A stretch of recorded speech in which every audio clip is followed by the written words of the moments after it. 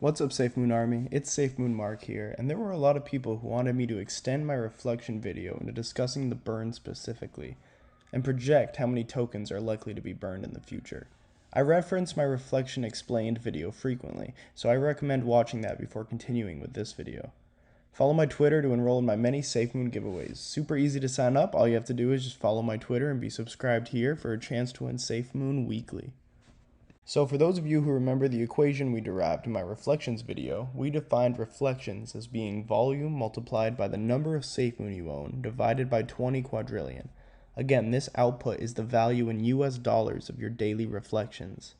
As I mentioned before, the burn wallet is a holder, and the tokens that are burned are simply the burn wallet's share of these reflections. So to calculate how much of a given volume is burned, we use the same equation. Now, by replacing reflections with burned, we can see that burned equals volume times the number of coins in the burn wallet divided by 20 quadrillion. Now, this is nice, but remember, this answer is in USD, which we don't care about when evaluating the burn wallet. We only care about how many SafeMoon are burnt specifically. So we need to divide this answer by the price of SafeMoon, or just squeeze the price into the denominator. But as many of you pointed out, these are only good for daily reflections, since the number of coins in the burn wallet grows, and as such, so should our reflections, daily. What we are lacking here is the aspect of compounding interest, because that is basically what this is. Our SafeMoon is compounding at a rate over time. However, this rate is based on the volume of SafeMoon and isn't fixed like traditional bank accounts.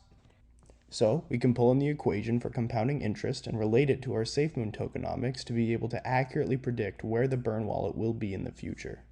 If any of you recall from high school, even if you don't, I'll tell you, the equation for compounding interest can be calculated as follows. The new balance is equal to your previous balance multiplied by 1 plus the rate divided by n raised to the nt, where n is the number of times your amount compounds per unit t, and we are evaluating t in days, so n would be the number of transactions that occur per day. But we're going to be using 24-hour volume in our equation, so n becomes 1. So our equation for our compounding burn then becomes new burn equals the current burn times 1 plus rate raised to the t. Great, but what the hell is rate? Rate will be the rate at which we gain tokens, and this value must be represented as a percentage of our current tokens. This may seem confusing, but we have already solved for this. It is our daily burn equation from earlier. The rate at which we gain new tokens per day is the output of the daily burn equation, divided by the number of tokens in the burn wallet. Okay, from here we get this messy equation that rate is equal to the volume times the number of tokens in the burn wallet, divided by 20 quadrillion times price, and then we have to divide this entire answer by the number of tokens in the burn wallet again. Well, what happens here? The number of tokens in the burn wallet cancels out, leaving us with a rate that only relies on volume and price. Now we see that rate is equal to volume divided by 20 quadrillion multiplied by price. Let's substitute this back into our compound interest equation to see that the new burn is equal to the current burn times 1 plus volume divided by, in parentheses, 20 quadrillion times price, all of that raised to the number of days that we will be evaluating this equation for. So if we're doing a month, days would be 30. If we were trying to see the answer in a year, days would be 365. We now have a fully functional equation to model how the burn will compound over the next few years or months or however long you want to look. Feel free to manipulate this equation and isolate variables. It'll give you a lot of insight into how SafeMoon works at a core level. But that is out of the scope for this video, so I'll just continue with the burn. Now, a couple of you who also have math degrees are probably saying to yourself, but the volume and price are not constant. You cannot evaluate them as such. And you are right, but by using averages and compounding interest, we can get an incredibly accurate result without needing to break brains. But for my math lovers out there, part 3 is coming soon where I evaluate the burn using differential equations, calculus, and my own modeling software to draw way more accurate conclusions about price, volume, and burn. Okay, now we have our fancy pants equation, but evaluating the burn becomes more complicated now since we have 2 variables for account for instead of just one, both volume and now price. This is where I realized that we actually want the price of SafeMoon to stay low over the next couple months. As long as the price stays low, we could burn to as low as 100 trillion coins this year.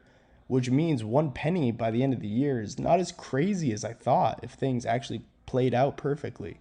These figures are based on the volume increasing, which I believe full-heartedly will happen once SafeMoon is used not only as a currency, but as a way to cover transaction fees across their wallet, exchange, games, Gambia, and their crypto debit card. All these use cases will drive the volume into the billions, which will give some interesting results when we plug them into our equation in a minute. Okay, now this is important. Let's say the price stays where it is now, around 0.00005, and we see volumes close to $1 billion per day once all the catalysts come to pass. Our compounding interest equation tells us the burn wallet will have burnt 15.87 quadrillion tokens. Now, before you close the video and say, this guy doesn't know what the hell he's talking about, there's only 580 trillion tokens left, just step back and think about this with me. Our burn equation tells us that $1 billion of volume at this price burns 4.2 trillion tokens per day. When that compounds, we would burn through the entire supply of SafeMoon within 100 days. Okay, so something is not right here. Clearly I made some mistake, right? No, this is correct. This means that there is no way we can have volume in the billions while SafeMoon is still at this price. What will happen is, once the volume picks up into the billions and trillions of tokens are burnt per day, the price is going to skyrocket to new all-time highs that we have never seen before. Why? Because it has to. The burn wallet will be burning tokens too quickly. There will be way more demand than supply, and the price will need to go up until we see more reasonable figures. Even if we plug in 1 billion per day when the price is 0.0001, that's still over 2 quadrillion burnt. That price is still not high enough.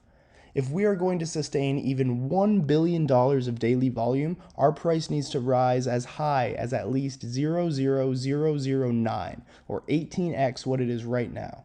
Personally, I believe SafeMoon will see volumes in the tens of billions, and the math says if volume picks up, the price must increase, because it is impossible to burn through quadrillions of tokens when there aren't that many.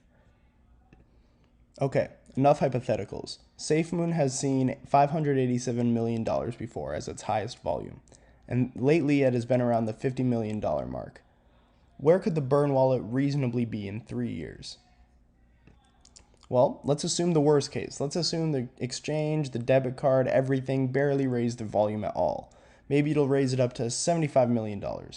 If we keep our price of 0.00005, our equation says in 3 years the burn wallet will own 955 trillion tokens, leaving 45 trillion left. Even if we do not gain market cap at all and our valuation for SafeMoon stays the same, our price would be 0.0009, or again 18 times higher than it is right now. Even if we do not grow at all as a community or a company, just from a low daily volume, we will see the supply shrink incredibly low if the price stays at these low levels. What that means is the price can't stay at these low levels. Once the price picks up, the equation says it will take tens of years to burn them all, even at super high volumes. But this is reasonable. At this point, we won't even care anymore because everyone watching this video will have 100x their money.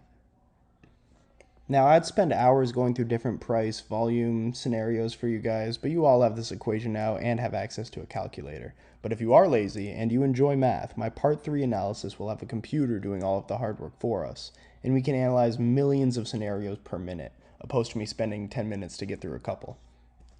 All of the cards are saying the price of SafeMoon is destined to go up. Right now, the price is too low to support volumes of even $1 billion. So when the volume does reach that point, the price will have no option other than to go straight up to compensate. But even if the price does not go straight up right away, that is still beneficial to us because we will be stacking up tokens as reflections, and we will burn down to under 100 trillion in record speed. I have invested most of my money into SafeMoon, as these numbers cannot lie, and eventually the rest of the world will realize it too. However, this is not financial advice, just mathematical analysis. I hope this video helped. I hope it gave you a new perspective on SafeMoon, burn, and math in general. If it did, please like and subscribe, and more content's coming soon.